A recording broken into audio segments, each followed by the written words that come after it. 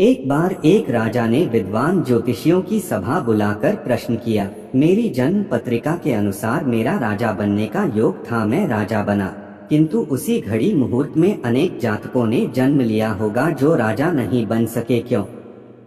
इसका क्या कारण है? राजा के इस प्रश्न से सब निरुत्तर हो गए। अचानक एक वृद्ध खड़े हुए बोले, महाराज, आपको यहाँ से कुछ दूर घने जंगल में एक महात्मा मिलेंगे, उनसे आपको उत्तर मिल सकता है। राजा ने घोर जंगल में जाकर देखा कि एक महात्मा आग के ढेर के पास बैठकर अंगारे खा रहे थे।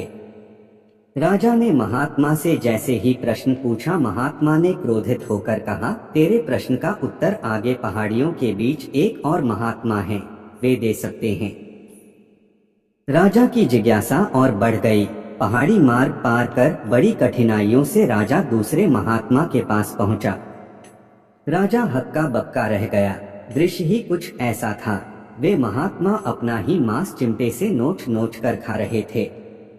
राजा को महात्मा ने भी डांटते हुए कहा, मैं भूख से बेचैन हूँ, मेरे पास समय नहीं है। आगे आदिवासी गांव में एक बालक जन्म लेने वाला है जो कुछ ही देर तक जिंदा रहेगा। वह बालक तेरे प्रश्न का उत्तर दे सकता है। राजा बड़ा बेचैन हुआ। बड़ी अजब पहेली बन गया मेरा प्रश्न। उत्सुकता प्रबल थी। राजा पुनः कठिन मार्ग पार कर उस गांव में पहुंचा। गांव में उस दंपति के घर पहुंचकर सारी बात कही। जैसे ही बच्चा पैदा हुआ, दंपति ने नाज सहित बालक राजा के सम्मुख उपस्थित किया। राजा को देखते ही बालक हंसते हुए बोलने लगा, राजन, मेरे पास भी समय नहीं है, किंतु अपना उत्तर सुन लो। तुम, मैं और दोनों महात्मा 7 जन्म पहले चारों भाई राजकुमार थे।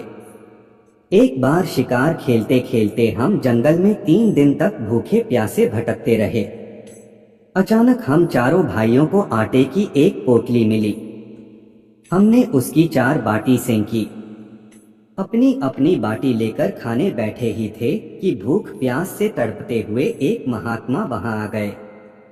अंगार खाने वाले भैया से उन्होंने कहा, बेटा, मैं 10 दिन से भूखा हूँ, अपनी बाटी में से मुझे भी कुछ दे दो, मुझ पर दया करो, जिससे मेरा भी जीवन बच जाए।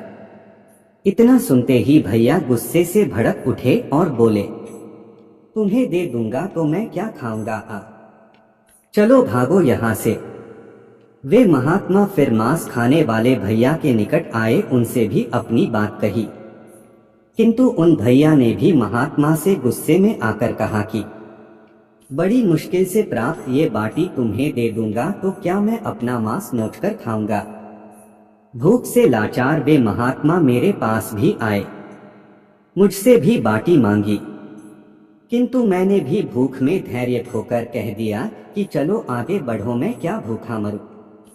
अंतिम आशा लिए वो महात्मा, हे राजन, आपके पास भी आए, दया की याचना की। दया करते हुए खुशी से आपने अपनी बाटी में से आधी बाटी आदर सहित उन महात्मा को दे दी। बाटी पाकर महात्मा बड़े खुश हुए और बोले, तुम्हारा भविष्य तुम्हारे कर्म और व्यवहार से फलेगा। बालक ने कहा, इस प्रकार उस घटना के आधार पर हम अपना अपना भोग भोग रहे हैं। और वो बालक मर गया। धरती पर एक समय में अनेकों फल फूल खिलते हैं, किंतु सबके रूप, गुण, आकार, प्रकार, स्वाद भिन्न होते हैं।